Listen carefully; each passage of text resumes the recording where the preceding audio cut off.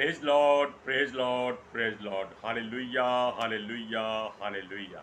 सबको जय मसीह। जय मसीह की। परमेश्वर, हमारा परमेश्वर जो सबका परमेश्वर है, वो अपने सब संतों, नबियों, दासों, सेवकों, भविष्यवक्ताओं का इस्तेमाल करता रहता है। आज के सुसमाचार के लिए परमेश्वर की बेटी प्रार्थना करेगी।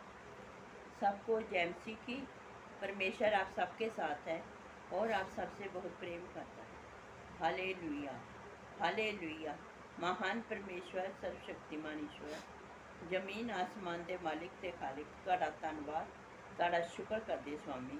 अज के सुंदर दिन लई, सुंदर समय लई, सुंदर सुबह लई पिता जी, जो साडियां जिंदगियां च बख्शी प्रभु। खुशियां ते आनंद दा दिन बख्शिया, तंदुरुस्ती दित्ती पिता जी, और अपने कदमां च बैठ ले अपना फजल बख्शिया प्रभु। ये सब तुहाडी दया, तुहाडी किरपा है मेरे पिता परमेश्वर। तुहाडी बेटी हृदय तो तुहाडा धन्नवाद, तुहाडा शुक्र करदी सां। जो सेवा बख्शी प्रभु, हर रोज़ वचन देंदे आ, प्रचार करना, उस लिए भी तुहाडा धन्नवाद, तुहाडा शुक्र करदी हां। बेनती करदी पिता जी, हुण तुसीं अपने वचन के अनुसार साडे विचकार आओ और वचन पढ़ने प्रचार करने साडा मुँह बन के बोलो मेरे पिता, ताकि तुहाडा दिता वचन तुहाडी इच्छा के मुताबिक मेरे पिता परमेश्वर दुनिया की शोर तक पहुँचे। तुहाडा धन्नवाद, तुहाडा शुक्र करदे हां प्रार्थना सुनने लई। प्रार्थना प्रभु यीशु के समर्थी के पवित्र नाम च मंग लैंदे, आमीन। आमेन। Praise Lord. इन वचनों को थोड़ा ध्यान से सुनिए, क्योंकि इन वचनों में कुछ अलग बात है। परमेश्वर का वचन एक है, आप जानते हैं कि उसका आत्मा एक है और परमेश्वर भी एक है, ये भी आप जानते हैं। उसका प्रिय पुत्र भी एक है, लेकिन जो पवित्र आत्मा के वरदान होते हैं वो एक वरदान से अनेक वरदान बन जाते हैं। लेकिन हम बात वरदानों की नहीं करेंगे, हम ये कहेंगे कि जो परमेश्वर के दास दासियां, अभी आपको बताया सेवक, भविष्यवक्ता, नबी, संत हैं, उनको परमेश्वर अपनी इच्छा और अपनी युक्ति और अपनी मर्जी से कहीं भी कैसे भी इस्तेमाल कर सकता है। ये बात कोई टाल नहीं सकता, क्योंकि परमेश्वर के मुख से हर बात बड़ी सुलझी हुई और समझी हुई और सोची हुई निकलती है, और जो बात उसके मुंह से निकल जाती है वो पूरी होकर रहती है। आप जानते हैं कि यशाया नबी में आपने पढ़ा भी है और हमने आपको बहुत बार बताया कि उसके मुख से निकला वचन कैसे होता है, जैसे बरसात और जैसे हिम आकाश से गिरते हैं और धरती पर गिरकर वो धरती को उपजाऊ करते हैं। बोने वाले को बीज मिलता है और खाने वाले को रोटी मिलती है।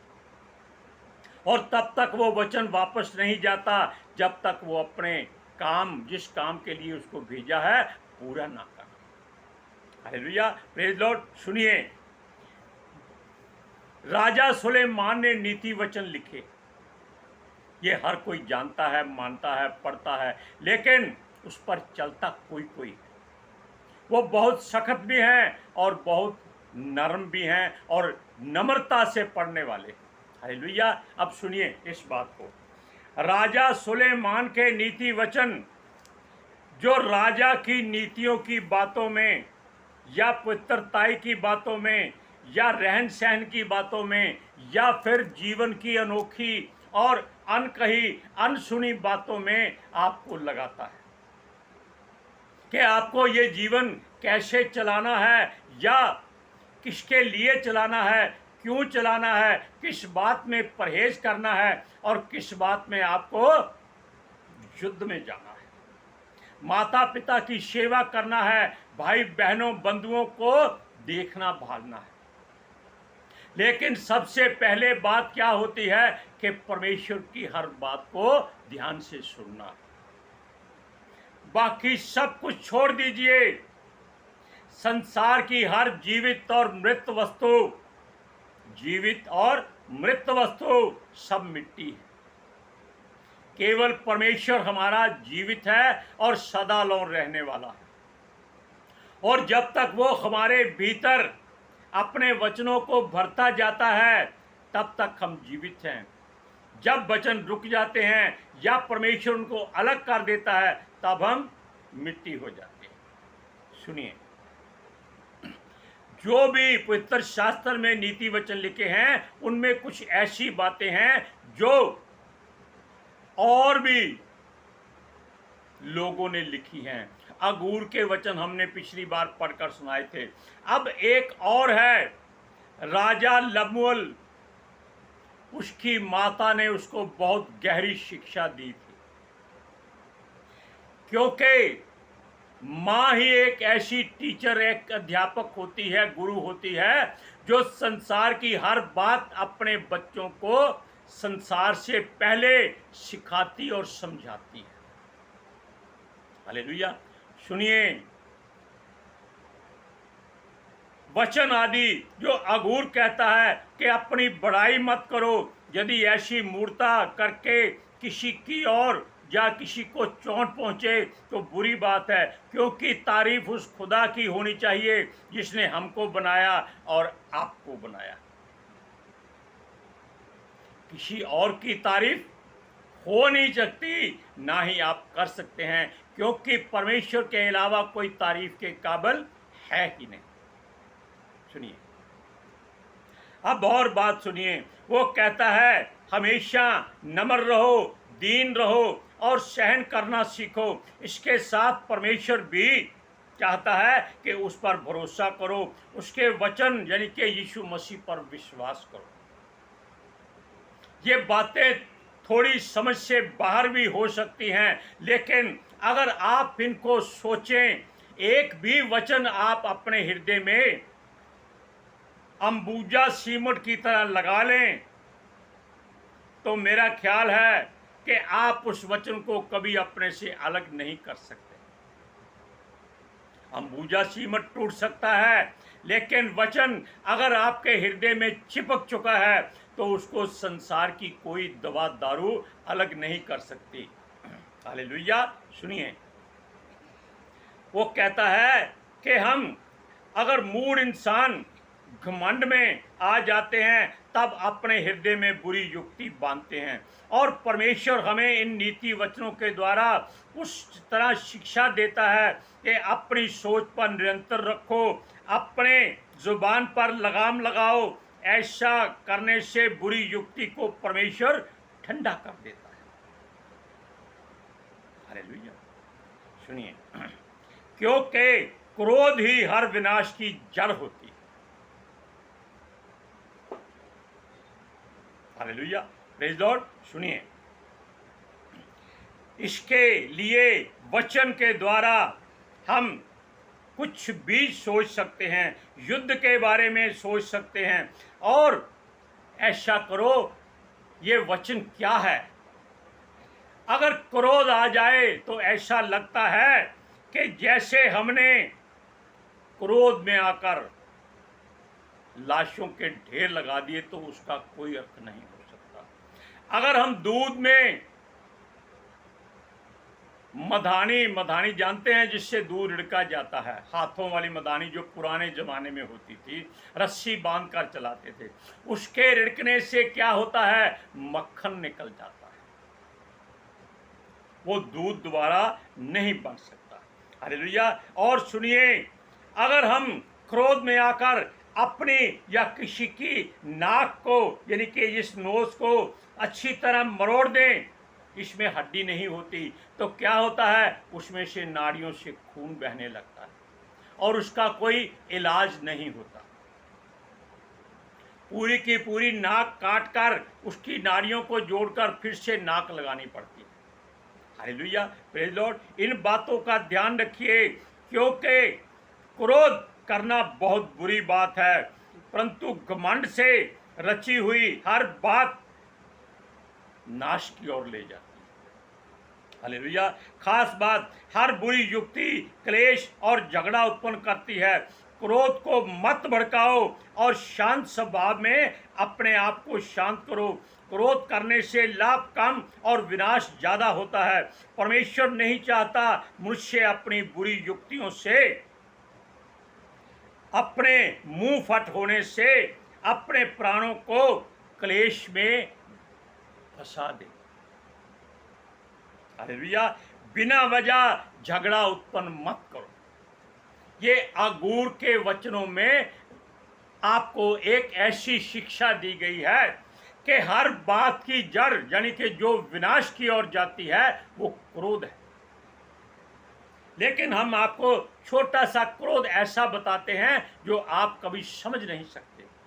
हम मुस्कुराकर हंसते हुए कहते हैं, क्यों, हमने आपको नीचा दिखा दिया ना। ये ऐसा क्रोध है जो आपको ऐसा क्रोधित कर देता है कि आपके हाथ में अगर कोई हथियार हो तो आप बोलने वाले की गर्दन धड़ से अलग कर सकते हैं।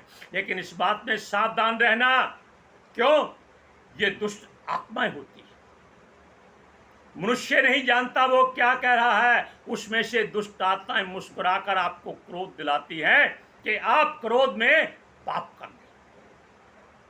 इसलिए जब आप देखें कोई मुस्कुराकर आपको गलत रास्ते पर ले जाने की कोशिश करता है, या तो अपना मुंह फेर लो, अपने आप को दृढ़ कर लो, या उसी समय परमेश्वर से प्रार्थना करो कि दुष्ट आत्मा दूर हो मेरी आंखों से, वो चली जाएगी। दोबारा नहीं शब्द मुंह से निकालना, क्योंकि यीशु मसीह का वचन आपके मुख से निकल चुका है। अब वचन को पढ़िए, नीति वचन 30वां अध्याय उसकी 32 और 33वीं आयत में। यदि तूने अपनी बुराई करने की मूर्खता की या कोई बुरी जुक्ति बांधी हो तो अपने मुंह पर हाथ रख, क्योंकि जैसे दूध के मथने के से मक्खन और नाक के मरोड़ने से लहू निकलता है, वैसे ही क्रोध से भड़काने से झगड़ा उत्पन्न होता है। सुन लिया आपने, वचन छोटा है लेकिन बहुत मोटा है। क्यों? वो चाहता है कि आप इसको अपने दिल दिमाग आत्मा में भर ले। आपको क्रोध कभी नहीं आना चाहिए। यीशु मसीह आपके लिए एक ऐसी मिसाल है जिसको क्रोध कभी नहीं आता था। सुनिए, दूसरी बात जो अमूल नहीं लमुअल राजा की माता ने अपने बेटे को जो शिक्षा दी उस पर भी ध्यान दीजिए। वो भी बहुत अल्लाह यानी कि एक ऐसी बात शिक्षा है जो आप कभी सोचते हो। वो कहता है दाख मधु।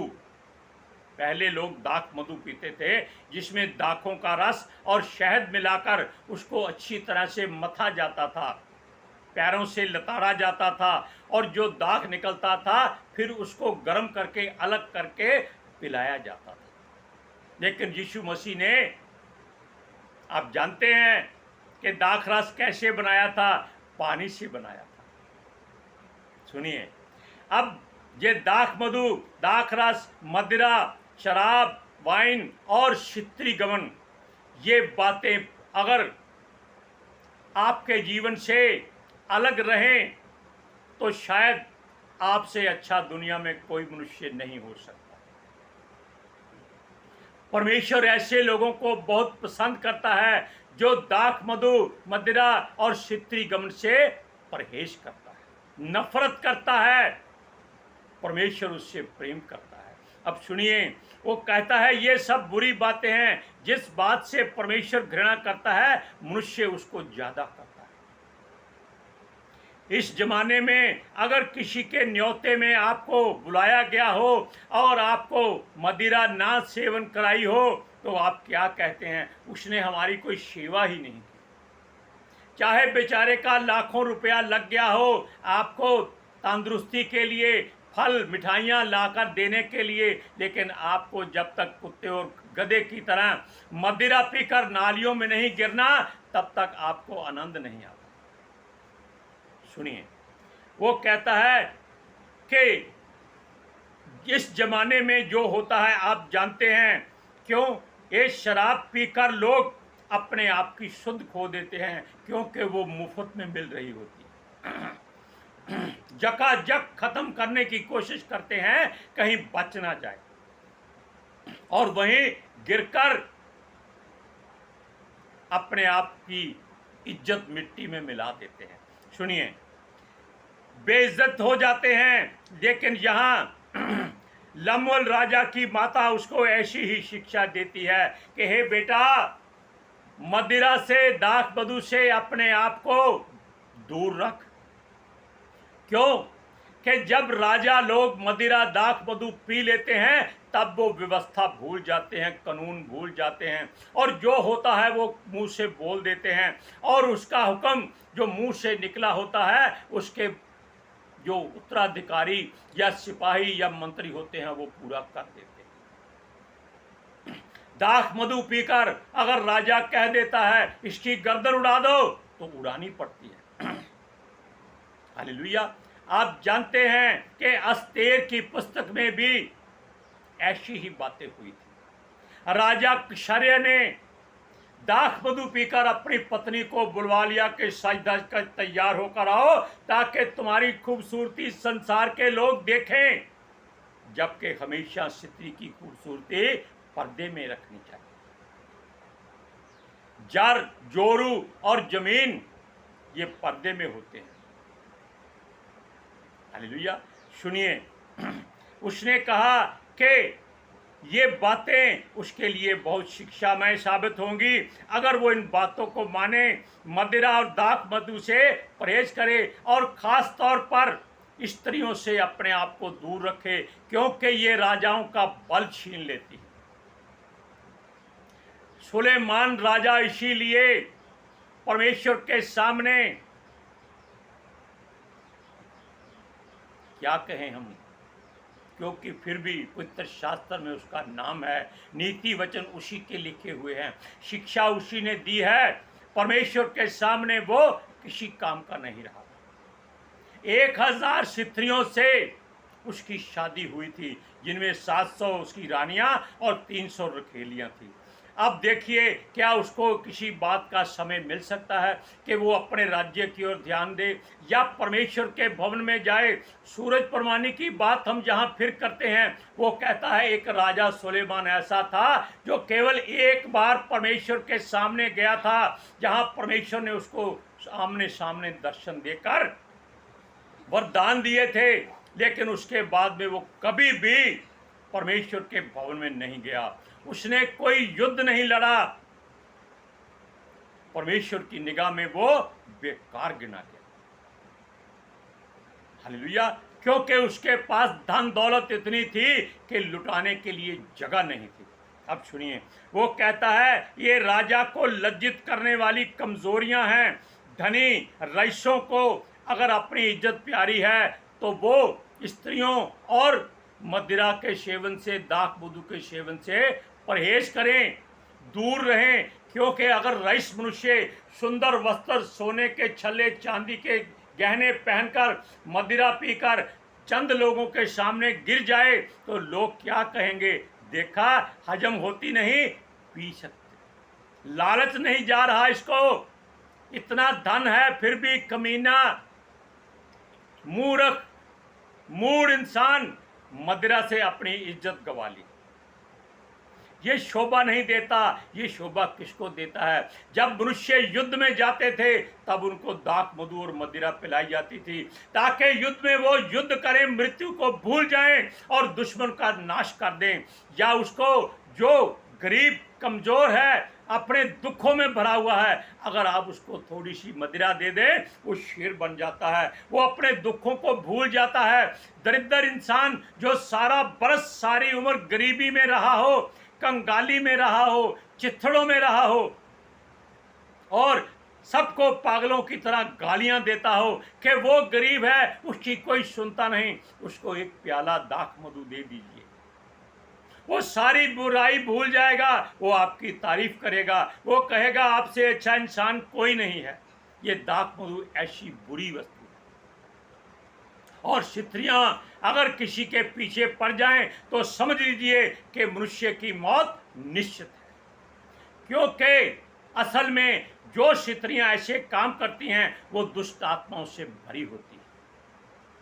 वो केवल इसीलिए आती हैं शैतान की ओर से ताकि वो मनुष्य को नाश कर सके। अब सुनिए, वो कहता है हर परेशानी जो गरीब की है, दरिद्र की है, दुखी की है या सिपाही की है, वो दूर हो जाती है। ये राजाओं और रईसों को शोभा नहीं देती। हे मेरे पुत्र लमुएल, इस बात से परहेज कर।